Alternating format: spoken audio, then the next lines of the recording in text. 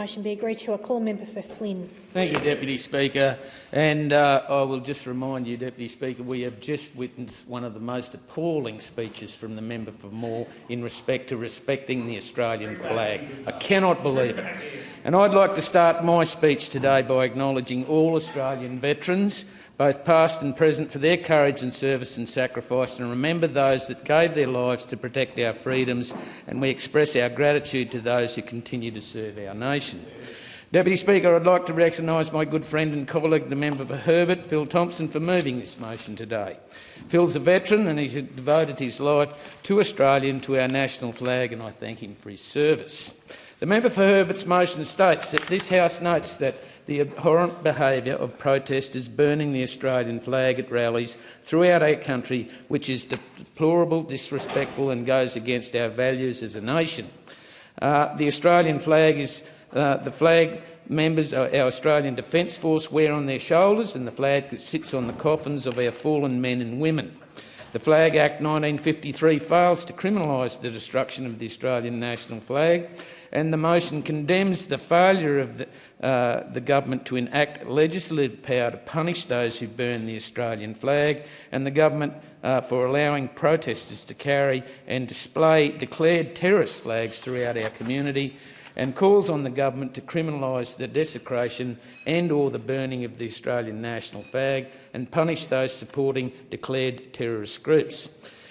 Deputy Speaker, Australia is currently a divided nation. Recently, mass protesters and pro-Palestine rallies were filmed burning and ripping up the Australian flag. The masked cowards are nothing more than traitors. But even more disturbingly, the current laws mean that these traitors can walk away scot-free. No repercussions, and not even a fine. Deputy Speaker, criminalising the desecration and or the burning of the national flag would not be a first around the globe. A number of countries in Europe have criminalised the burning of their national flags, including France, Germany, Italy, Latvia, Lithuania, Estonia and Poland. The punishment for burning the national flag in Russia is reportedly 1 year in jail. Some countries across Africa have also bans on flag desecration, as well as many nations in Asia. China, Hong Kong, the Philippines, Singapore, South Korea, India and Indonesia all have punishments in place for those who desecrate their national flag. In South America, Mexico and Brazil has also laws in place to protect their flag. The US government has also announced their intention to make it illegal to burn the US flag.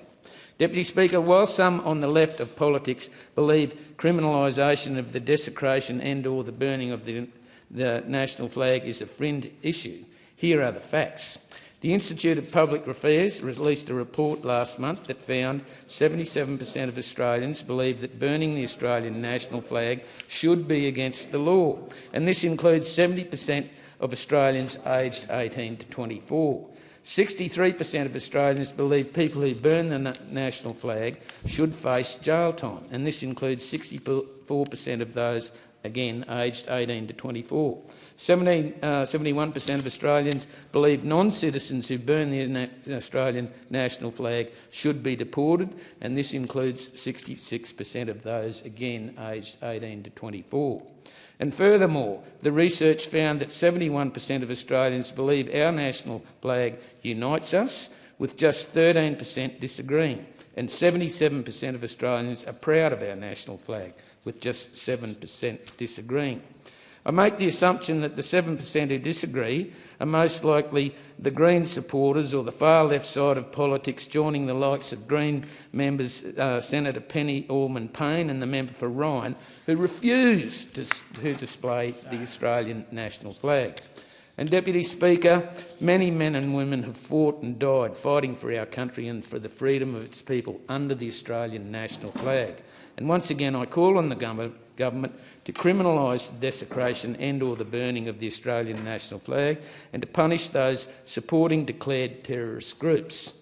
It's time the Labor government showed some leadership, and it is the last thing we can do to honour and respect our veterans, both past and present.